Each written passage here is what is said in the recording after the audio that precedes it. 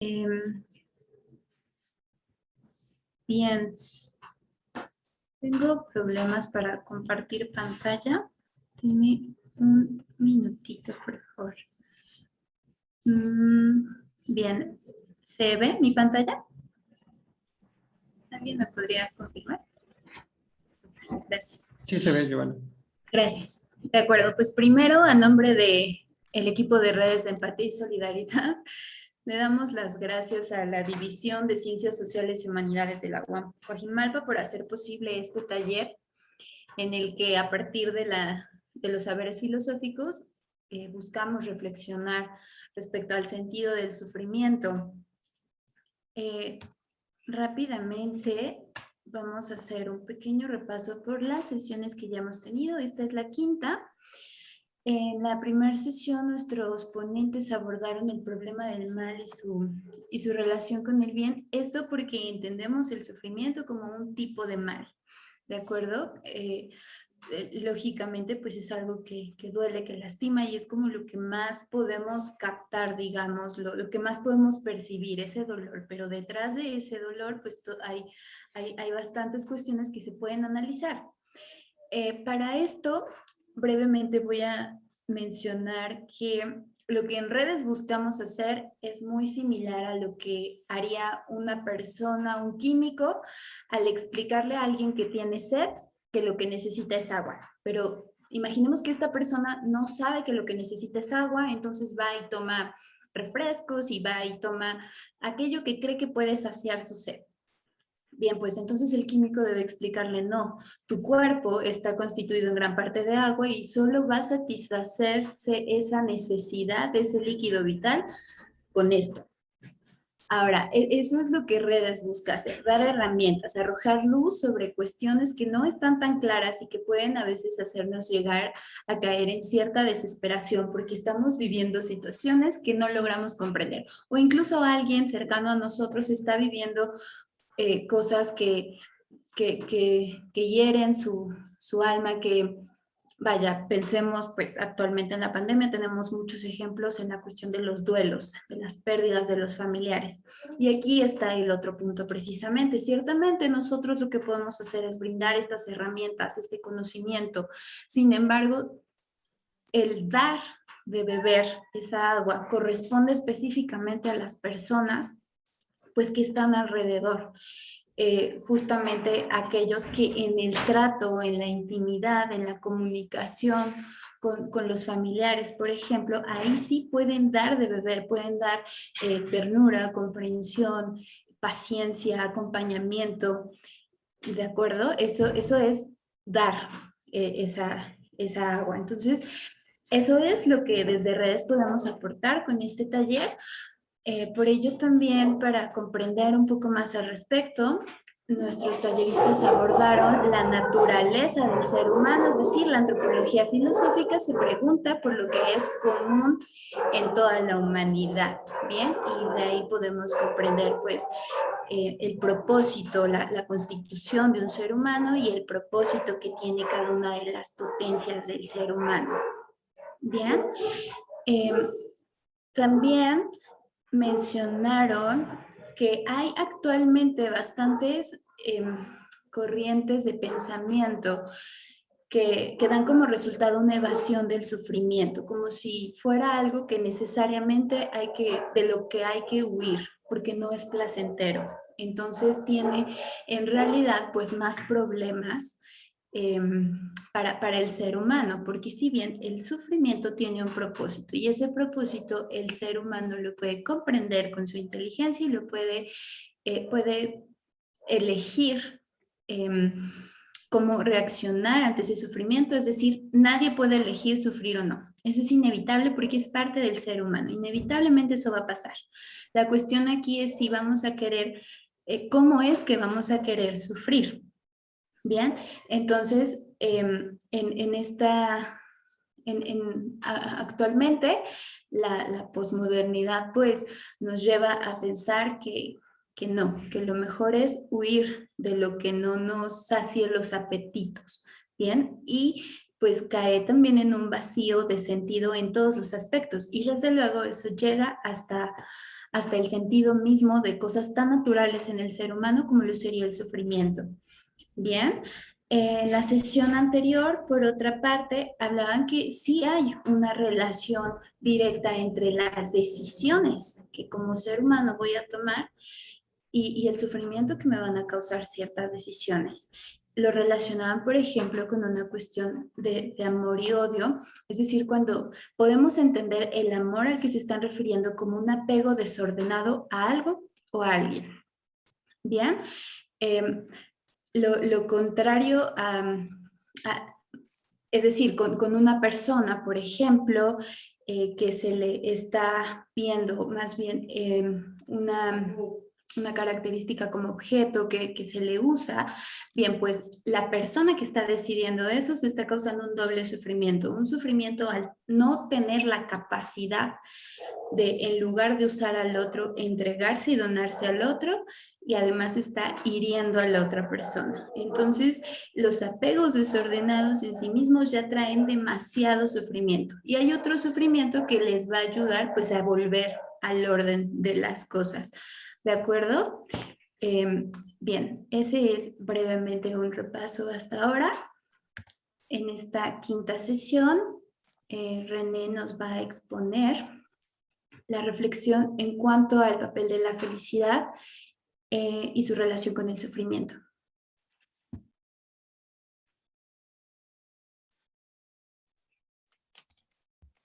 Gracias, Giovanna. Bueno, en esta primera parte de la exposición de hoy vamos a hablar brevemente de algunas cuestiones que se han tratado acerca de este concepto tan importante que es el de felicidad. Bueno, primero hablemos un poco sobre el utilitarismo. El utilitarismo es una corriente ética en filosofía, una corriente que propone una idea acerca de la felicidad. Lo que dice es que la felicidad es lo mismo que el placer. Más adelante veremos que esto se parece también al hedonismo, o que el hedonismo es consecuencia de esto. Pero bueno, me quedo todavía en el utilitarismo. Y entonces, si la felicidad es lo mismo que el placer, entonces se entiende o se sobreentiende que para que uno sea feliz debe procurarse el placer, pero al mismo tiempo debe evitar cualquier situación que sea displacentera o que no sea placentera. Pero esto no es todo, esto es la idea que tiene el utilitarismo de felicidad. Luego también propone una forma de ética que está vinculada a esta idea de la felicidad.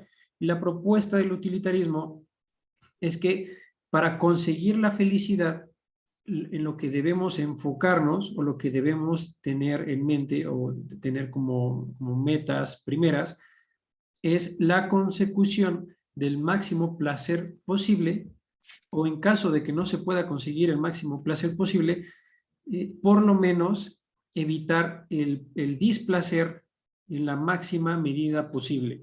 Esto es el principio de utilidad por el cual el utilitarismo recibe su nombre. Principio de utilidad justamente porque plantea que la felicidad se trata de algo útil. Y esta utilidad, de nuevo, consiste en lo que había mencionado, en conseguir placer y evitar el displacer.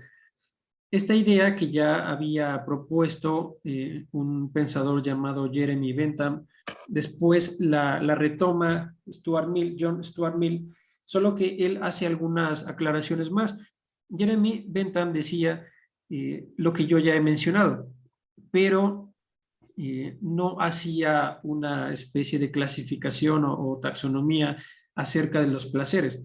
Para él la fórmula era simple, se trataba de buscar el máximo placer posible y entonces no había mucho que pensar cuando uno tenía enfrente una circunstancia en donde solo había dos alternativas, o experimentar un padecimiento o evitar el padecimiento o conseguir placer. Era clara la fórmula y era simple porque visto desde de ese modo, pues fácilmente podemos decir que la felicidad se alcanzaría eligiendo la segunda alternativa.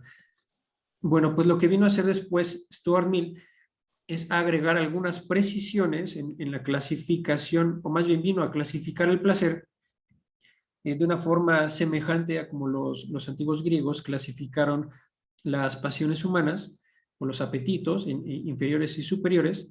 Bueno, lo que hizo Stuart Mill es clasificar los placeres como placeres intelectuales y placeres que tenían que ver más bien con el cuerpo. No vale lo mismo para Stuart Mill el placer que uno siente al comer que el placer que uno experimenta cuando lee un buen libro, o el placer que uno experimenta cuando, habiendo reflexionado mucho, se da cuenta de aquello que quería conocer por su razón. Entonces, estos últimos placeres para Stuart Mill valían más.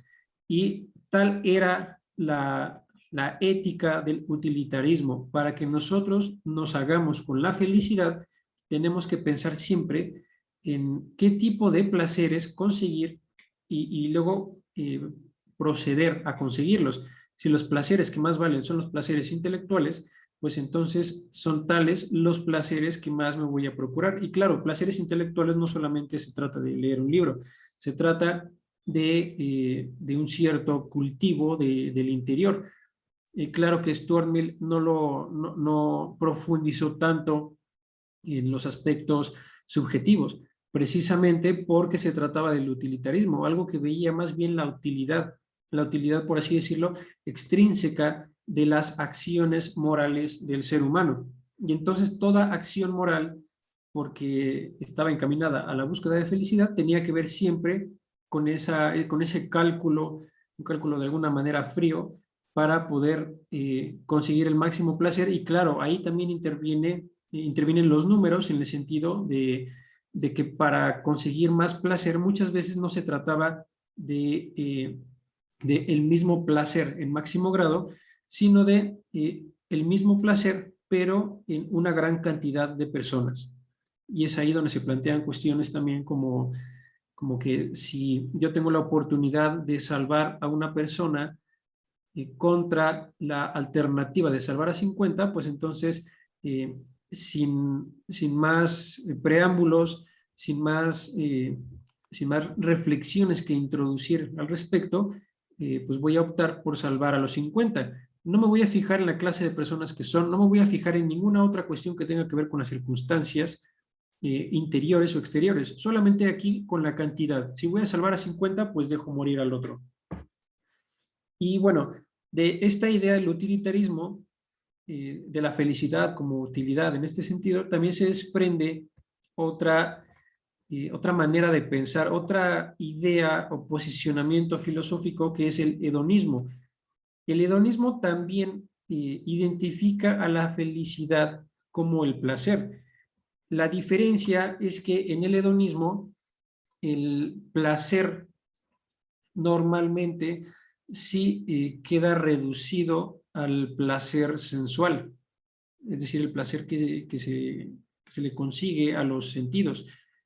Y entonces el hedonista, que ve como máximo fin o como propósito de la existencia el placer, tiene el mismo placer pues como valor supremo. Y en tanto que es el valor supremo, le subordina todos los demás valores. Y entonces se entiende que ahí tenemos una suerte de moralidad que consiste en actuar siempre poniendo por delante la búsqueda de la satisfacción placentera. Y claro, si decimos que este es el valor supremo, se entiende que entre los valores subordinados está la misma dignidad del ser humano. Y no solo la dignidad de otros, sino también la dignidad de la propia persona que practica el hedonismo. Que claro, sí se va a hacer con una multitud de placeres, pero a cambio de algunos valores como su propia dignidad. Y bueno, están también otras cuestiones que tienen que ver con la felicidad. Por ejemplo, Aristóteles mencionaba, antes de hablar de las precisiones que él decía sobre felicidad, mencionaba que la felicidad era la finalidad del ser humano, que ese era nuestro propósito. Y como la felicidad es nuestro propósito, pues también se entiende por qué todas las personas naturalmente tendemos a eso, tendemos a buscar la felicidad, aun cuando no sabemos qué cosa es la felicidad. Y Y entendida así la felicidad como el fin, como la meta a la que tenemos que llegar, incluso esto ya no se desprende de la filosofía aristotélica, pero sí tiene que ver con esta idea de la felicidad como propósito. Eh, por ejemplo, lo que concibe el budismo como el propósito del ser humano. Para el budismo, si bien no siempre le llama felicidad a lo que busca, por lo menos sí lo identifica como el fin último. Y aquí podemos ver una perspectiva, y lo ponemos solo para contrastar, una perspectiva completamente diferente al hedonismo. El budismo lo que busca es alcanzar ese estado al que llama el nirvana, y el nirvana no consiste en hacerse con la mayor cantidad de placeres posibles, sino más bien con el total desprendimiento de las cuestiones sensuales. Se trata de un rechazo al propio yo, incluso. Se trata de disolver, ya no solamente en el sentido de suprimir el propio placer del cuerpo, sino incluso de disolver el yo para acceder o para aspirar a una especie de nada, como para deshacerse completamente de lo que yo soy, puesto que es lo que se concibe como la mayor o más bien la mejor forma de ejercitar la espiritualidad, dado que se trata del propósito mismo del ser humano. Bueno, con esto finalizo esta primera parte de la exposición.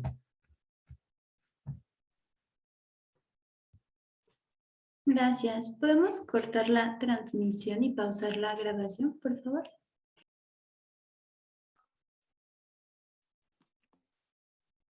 Bueno, entonces vamos a pasar a nuestra segunda exposición de hoy, que estamos viendo el tema de la felicidad. Ciertamente este es un tema difícil y por su complejidad. Perdón, es que me desapareció un poco el programa. Por su complejidad y me resulta difícil ver cómo debía estructurarlo para exponerlo. Y bueno, quisiera hablar de la felicidad precisamente porque hablábamos en sesiones pasadas si el sufrimiento podía ser un obstáculo o podría ser algo que se tomara para ayudarnos en la búsqueda y la obtención de la felicidad, o es un estorbo. Porque bueno, de primera instancia, una primera intuición, prima facie, pues es un estorbo a la felicidad, ¿sí?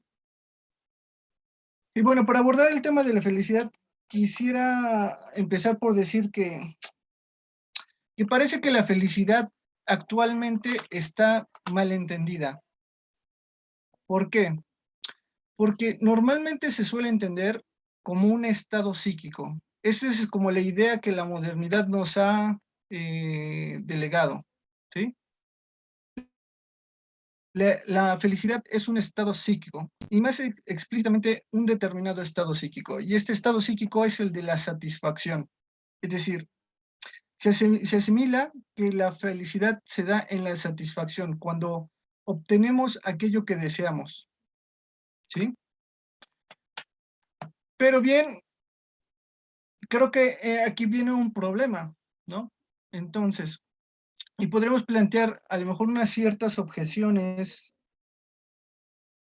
a esta idea de la felicidad como un estado psíquico de satisfacción. Y podremos plantear estas objeciones a lo mejor de la siguiente manera. Si los deseos que tenemos los seres humanos fueran exigencias que varían de una persona a otra, ¿sí? Es decir, que una persona pudiera tener unos deseos completamente distintos de los que tiene otra, en las cuales no hubiera ninguna coincidencia, nada en común, ¿sí? Si fuera este el caso. Si también fuera el caso de que los bienes que nos parece, o más bien que lo que nos parece ser el bien realmente lo es decir, que todo lo que nos parece bueno realmente lo es y que no existen los bienes aparentes, es decir, aquello que me parece bien pero que en realidad no lo es, entonces resultaría que la felicidad consistiría en conseguir aquello que deseo, ¿sí? Es decir, una persona sería feliz simplemente con conseguir lo que desea. Pero aquí se pueden presentar unos ciertos problemas si la felicidad fuera esto. Un primer problema que se presentaría es que entonces la felicidad sería algo transitorio y fugaz, ¿sí? Porque, en efecto, si consiste en conseguir lo que yo deseo, entonces cuando yo desee, por ejemplo, un celular, ¿sí? Y yo lo consigo, entonces soy feliz, ¿sí? Pero cuando me lo roben, voy a dejar de ser infeliz. O en el ejemplo del helado que poníamos hace rato, es decir, si consiste en que yo consiga comer helado porque lo deseo en ese momento, bueno, entonces seré feliz en ese momento, pero no en otro. Ahora bien, parece difícil que una cosa que fuera transitoria, ¿sí? Y que variara de individuo a individuo, pudiera representar realmente a la felicidad o pudiera ser la felicidad, en tanto que la felicidad siempre se ha concebido como aquello a lo que el hombre quiere llegar como su objetivo o su meta última o máxima, ¿sí? Así, así la felicidad ya no podría cumplir ese objetivo, que es más o menos como normalmente se ha entendido, y me parece que todos los humanos normalmente han entendido así la felicidad, por lo menos desde el punto de vista filosófico.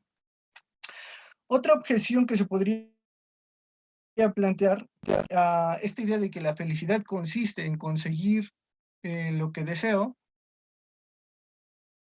es que la felicidad entonces podría ser obtenida tanto por personas morales como personas inmorales, ¿sí? Por ejemplo, una persona que fuera avara y que es decir, digamos, un tipo de desorden psicológico en el que la persona solamente quiere estar o bajo, al lado de una cierta posesión, por ejemplo, una riqueza, dinero, ¿sí?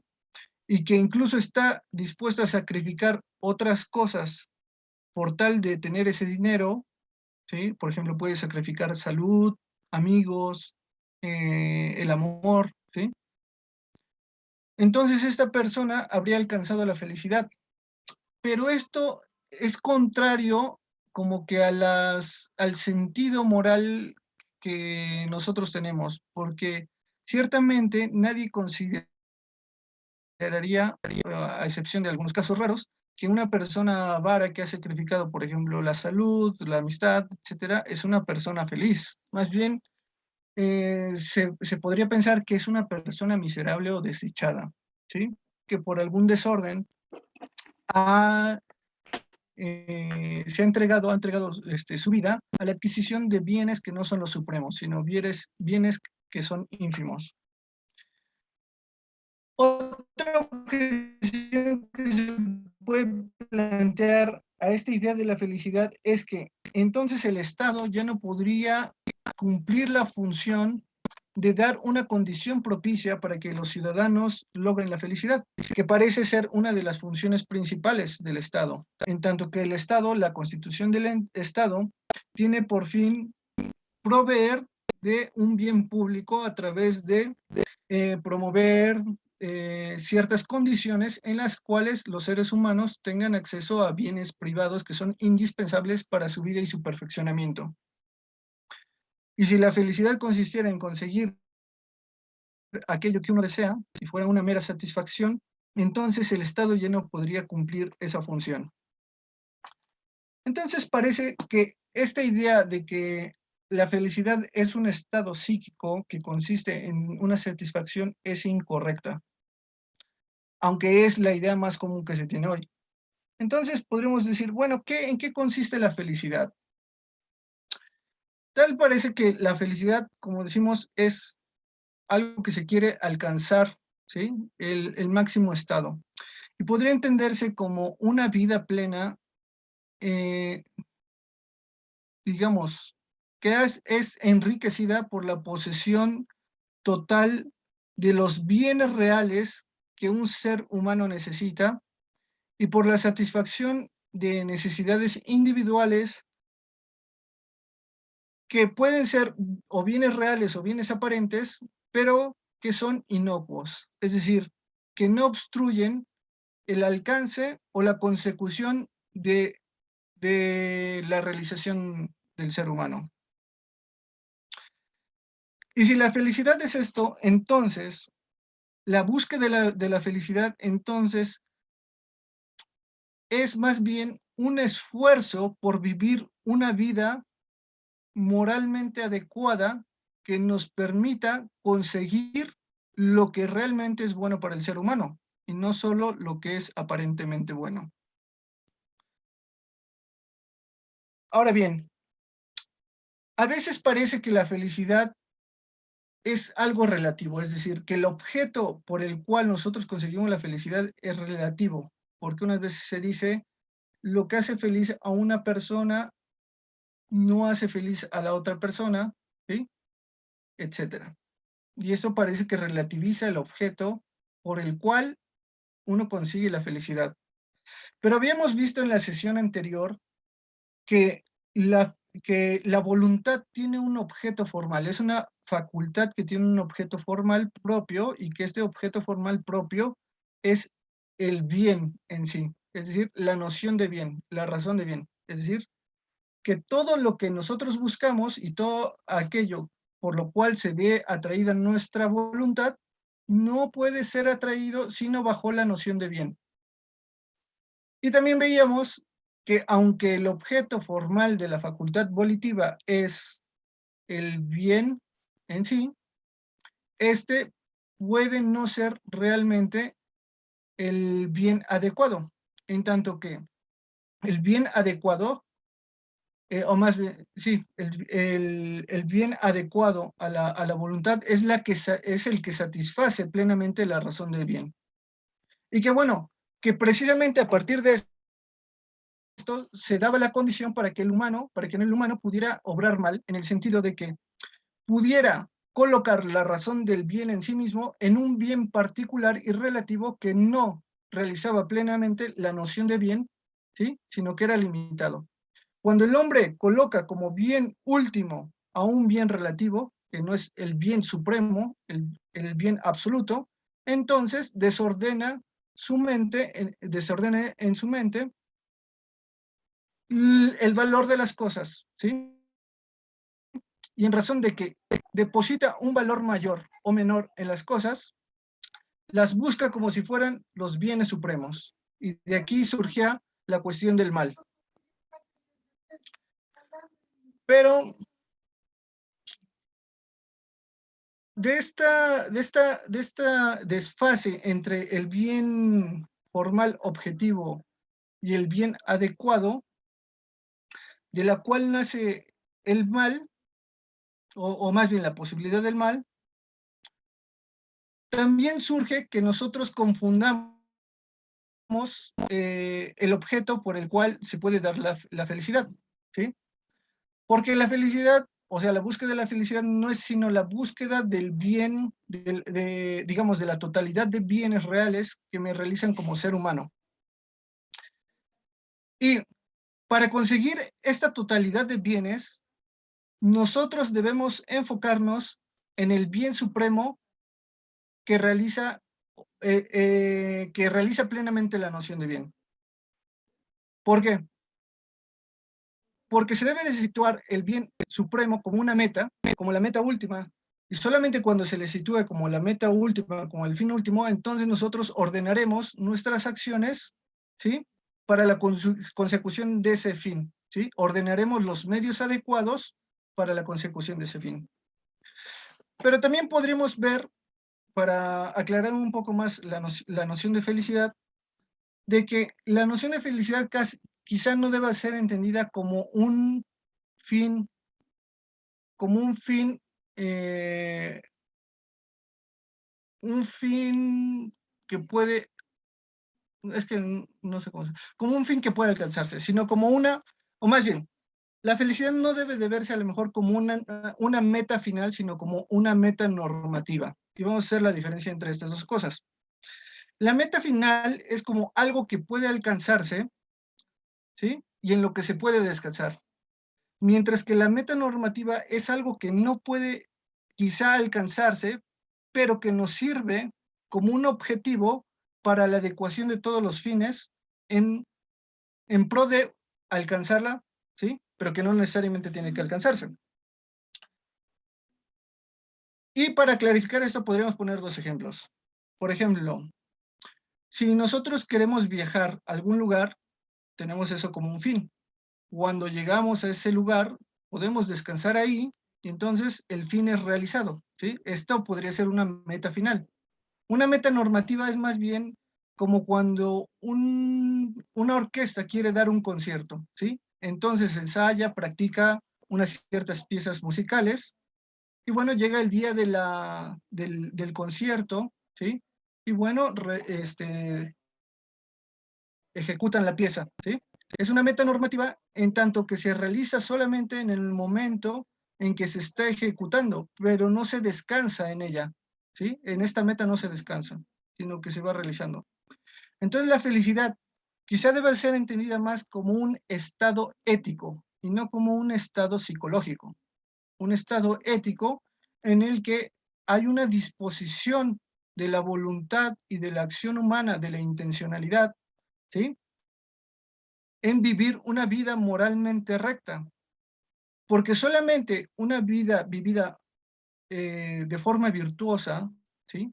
Una vida moral, da la condición que es necesaria para alcanzar la realización del bien supremo. Porque para alcanzar el bien supremo debe de haber una cosa que le corresponde. Es como decir, tiene que haber una cierta concordancia entre el humano y el bien supremo. Es decir, nosotros solamente podríamos llegar al bien supremo a condición de ser buenos, ¿sí? Porque entonces habría una adecuación entre esas dos cosas. Pero si el ser humano no es bueno, pues entonces no hay una adecuación y entonces le imposibilita la consecución del bien supremo. Ahora bien, como el bien supremo, analizado filosóficamente, no es sino el ser y el ser es infinito, entonces el bien supremo es infinito. Entonces, la amplitud, ¿sí? La capacidad que tiene el ser humano para alcanzar el bien supremo, o más bien no tiene capacidad para alcanzar el bien supremo por sí mismo. Y dado que la felicidad o la realización del ser humano solamente se da en la adquisición del bien supremo, podríamos decir que la felicidad no depende del todo de nosotros. Es decir, que para alcanzar la felicidad es una condición necesaria el ser moral, pero que el ser moral no es una condición suficiente para lograr la felicidad, para alcanzar el bien supremo. Y que quizá entonces la felicidad también dependa de la asistencia que el bien supremo pueda dar a nosotros como bienes relativos limitados para poder alcanzarlo. Es decir, que el bien supremo tiene que darnos algo a nosotros para poder llegar a él y que no depende de nosotros del todo poder alcanzarlo. Y esta idea es contraria a cómo se ha visto también dentro de ciertas filosofías la felicidad, porque muchas veces se considera, por ejemplo, en la filosofía antigua, por ejemplo, en Platón, también en el utilitarismo me parece algo, y en Kant, en los estoicos, por ejemplo, que la felicidad se logra tan solo con ser buenos moralmente, pero no es cierto, porque no solamente depende de nosotros alcanzar el bien supremo en tanto que nosotros no tenemos toda la facultad, ¿sí? Para conseguirlo. Hace falta algo más. Pero bueno, ya no podríamos entrar en estas consideraciones porque estas cosas a lo mejor ya son de un orden superior a la filosofía, de las cuales la filosofía ya no puede dar plenamente respuesta de cómo es que se lleva a cabo eso. Y quizá tendríamos que entrar en un terreno superior, que es el de la teología, el cual no nos ocupa aquí. Bueno, espero que estas consideraciones puedan dar una materia para la reflexión y que nos ayuden a comprender más el sentido del sufrimiento. Gracias.